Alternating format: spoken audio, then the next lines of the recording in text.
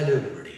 Today we are going to start a new chapter, that is biotechnology, its applications. We have studied about recombinant DNA and those recombinant DNA technique that we will utilize here in this application, right? Okay.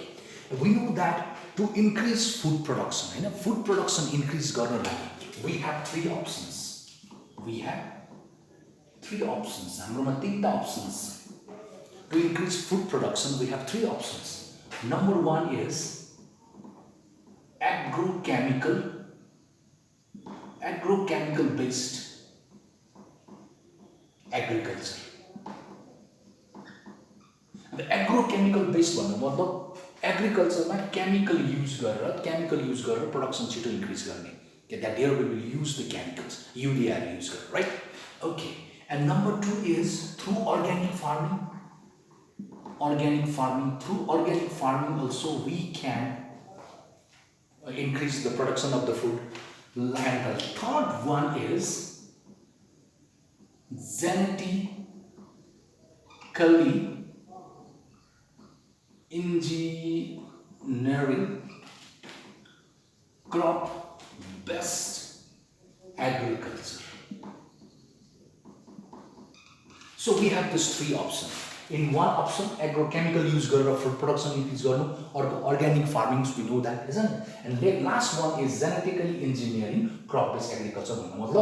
With the help of recombinant technology, we can also do agriculture. Is that clear? So we know that green revolution meet up the scarcity of the food production, and food production को scarcity लाई meet up गर्नु लागि green revolution played a very important role. कुरा बुझ्नु होला नि. But still green revolutions बाट पनि still the production of the food is not sufficient for the human beings. Is that clear? And that's why genetically engineering crop based agriculture are being utilized. Is that clear? Where organisms are made GMO, organisms like GMO बनाइन्छ. GMO भन्नु मतलब के हो भन्दाखेरि genetically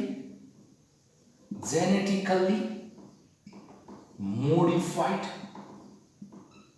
organism.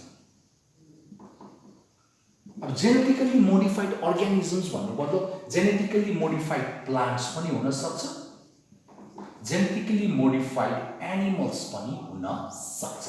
Exactly. कुनै organisms लाई, plants लाई genetically modified गरेर through recombinant DNA, कुरा बुझ्नु होला नि, through recombinant DNA कुनै plants लाई, let's talk about the BT cotton को बारेमा हामी पढ्ने नै छौं हैन.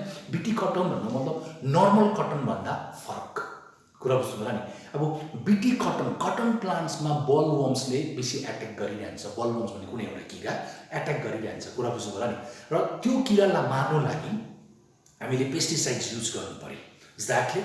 तर बीटी कटनलाई के गरिन्छ, we learn, no problem, just एउटा इन्ट्रोडक्सन मात्रै भनेको कि बीटी कटनले के गर्छ, बीटी कटनलाई के बनाइन्छ भन्दाखेरि चाहिँ बीटी कटन भित्र कुनै एउटा ब्याक्टेरियाको, कुरा बुझ्नु होला, कुनै एउटा ब्याक्टेरियाको जसले चाहिँ टक्सिन्स प्रड्युस गर्छ र त्यो टक्सिन्स प्रड्युस गर्ने ब्याक्टेरियाको जिन चाहिँ उसको डीएनएमा इन्सर्ट गरेर बीटी कटन भित्र हाल्दिन्छ र हाल्दाखेरि बीटी कटनले आफै टक्सिन्स प्रड्युस गर्छ. जब पनि बलवर्म्सले उसलाई अट्याक गर्छ त्यति बेला के गर्छ, उसले टक्सिन्स प्रड्युस गरेर त्यो किरालाई मारिदिहाल्छ. That means there will not be that means the farmer they don't have to use pesticides. Okay न, किनभने यहाँनिर बीटी कटनले आफैलाई प्रोटेक्ट गर्दैछ. कुरा बुझ्नु होला. And what is BT cotton, that we will learn in the next lecture मा हामी पढ्दै नै छौं. जस्ट मैले जेनेटिकली मोडिफाइड, किन एउटा नर्मल कटन थियो, अब नर्मल कटन भित्र कुनै एउटा ब्याक्टेरियाको जिन छ भने चाहिँ उ त मोडिफाइड भयो नि त.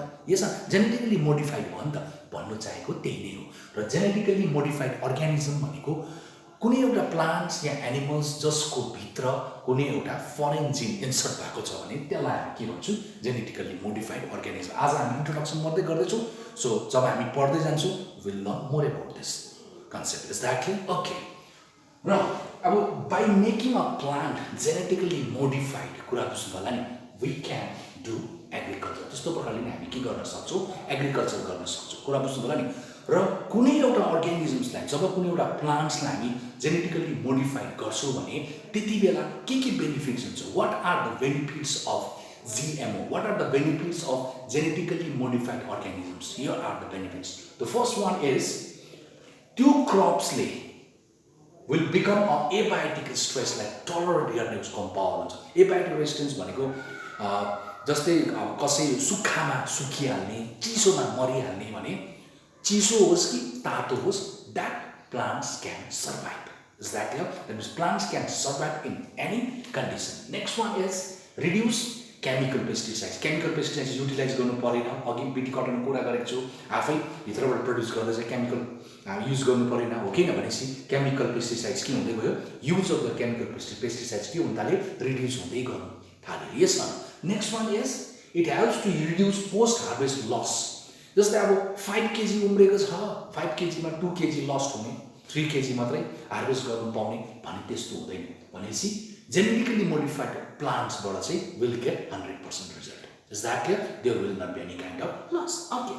Next one is it helps to increase the plants ले त्यो कुनै एउटा minerals लाई efficiently utilize गर्ने. किनकि normal plants हरुले 100% मा 75% मात्रै utilize गर्न सक्छ भने र जति मिनरल युटिलाइज गर्यो त्यति प्रोडक्सन राम्रो हुन्छ नि त.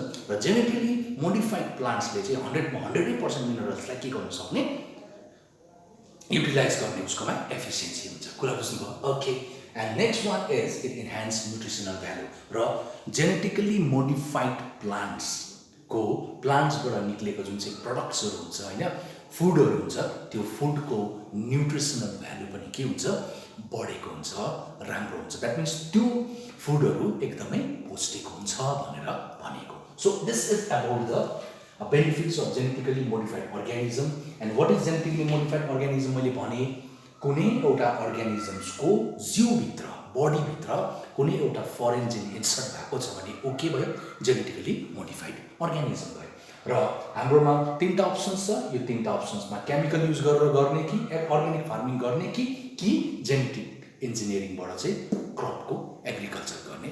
We have 3 options. But nowadays in biotechnology the people they started using this option. Is that clear? Is that clear? If you will use this option you will get this 5 benefits. So today we did the introduction of this biotechnology and its application. So in the next lecture we will learn more about this chapter. आज लाई फेरि